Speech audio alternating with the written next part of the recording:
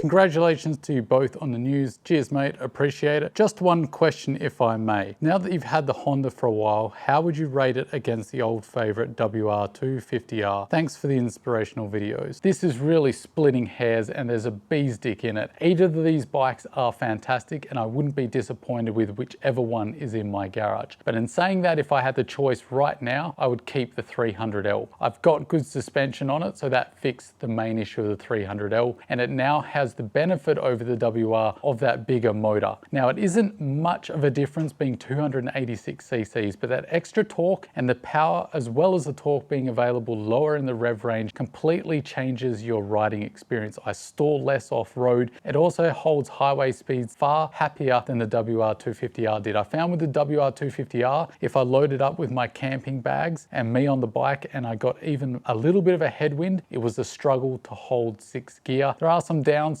that you could point out, like this doesn't have a removable subframe, and yes, the WR250R is lighter on paper, but I can tell you if you rode both, you couldn't tell the difference. And in fact, I think the 300L actually holds its weight down low a little bit better than the WR250R. The 300L to me feels a little less top heavy. I'd be happy with either bike in my garage, but for the moment, I'm really enjoying the 300L. So cheers for the question, mate. So if you haven't figured it out, we're doing another good old Q&A. I love diving into the comment section and seeing what's going on in the community. So let's dive in. The next question is from someone who I cannot pronounce your name, so apologies, mate. I'm just gonna call you TS. And he's asking me why the yellow protectors up there. Well, for one, I actually like the color. I think it really looks nice to my eyes. Two is it really stands out. So in traffic, people can see me very visibly. I've been hit by a car before and I do not want it to happen again. If I can do anything to be seen a little easier, I will. And the third is I like doing things different, and you got to admit these are definitely different. And there's also a sprinkling of satisfaction in how many people really get annoyed at the fact that I chose yellow handguards. The next part of your comment is, can you do a video about your GPS and what to look for in a dual sport? I don't want to use my phone. I think what you're asking there is what kind of GPS I have and why is it good for a dual sport. So I have here the Garmin 66i. Now this is brilliant because it has an SOS function. So all the I series of Garmin's means that they have that little SOS function, which means I can press it. It calls a helicopter or emergency services to come out and rescue me and all my broken bones and broken bikes. So that is really important. The other reason I have chosen the Garmin 66i is because of the buttons here. They're all analog, so it makes it really easy for me to use when I have gloves on. Now, the reason I went for this particular model is the bang for the buck. This is fairly affordable as far as GPSs go. The screen is big enough for my eyes. I've got really good eyesight. I've never complained with the smaller Garmin's, but if you've got bad eyesight, you might want to think of the Garmin Montana, which has a screen roughly comparable to a phone. But I chose this one because I don't need the bigger screen. This is more than big enough for me to navigate with. The smaller screen means a longer lasting battery. The battery life on this is really fantastic as well. This is also very durable. It can take an absolute beating, is completely waterproof. And if I lose the phone, I can still navigate my way out of there with the GPS. So I really like dividing things up for fail-safe reasons. So that's why I went with the Garmin 66i. The next comment is from the unknown common man. How you doing, mate? Excuse me, Solid, what is the best type of riding gear between these two, dual sport gear or adventure gear? The dual sport category here is what we would call here in Australia enduro gear, but yes, I get what you mean, the more off-road style MX enduro racing and dual sport riding gear. So my advice here is always wear as much protective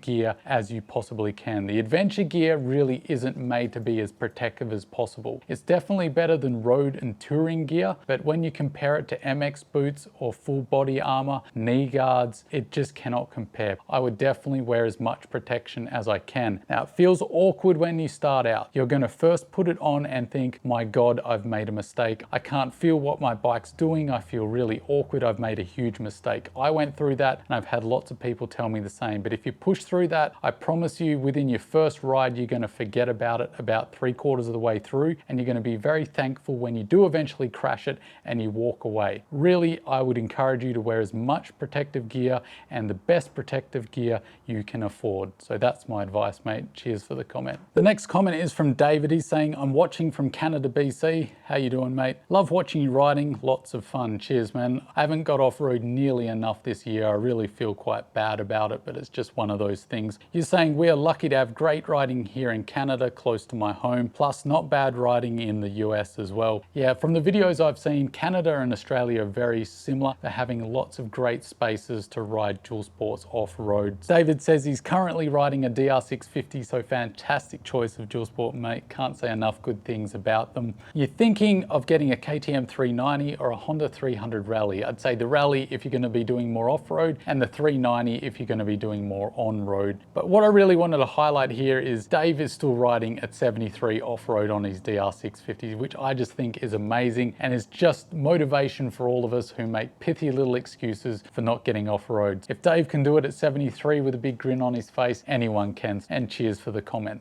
The next comment is from Raphael, and he's saying, solid, how are you? Yes, dem dobja, Raphael, yakshamash. What do you think about the 2023 KTM 790? To be honest, I'm a bit confused. I thought the 790 was replaced by the 890, but it's back for 2023. Now we've got the 690, the 790, the 890, and the 890R all on the floor at the same time. Is the 790 relaunch compete with the T7 and the Touareg? What are your thoughts? Yeah, I think you hit the nail on the head. The major reason why the 790 is back and refreshed is to compete with the T7, the Touareg, the upcoming 750 Transalp, and the V-Strom 800DE. And the 890 can still compete with the 900 Tiger and the 850 GS. But there's also probably 790 riders and people that want a 790 over an 890. Whether it's because of the small psychological difference and they just feel more confident on a smaller displacement bike. You could probably also make an argument that there's less rotating mass in the 790, so that might make the bike feel incrementally lighter than the 890 as well. But it does make their lineup very convoluted. But hey, more choice is always better for the consumer, so why not? Just before we go, I just wanted to thank everyone for the fantastic support you've given me for 2022. It really has surprised me how much growth the channel has had this year. I really hope you have a great holiday break. I might take a couple of weeks off just to chill out and recharge my batteries. If there's something really important that hits the news and it's just a motorcycle I have to talk about, of course I might make a video. Thanks for the support for 2022. Don't forget to stay shiny side up, and I'll see you in 2023. Catch you later, guys.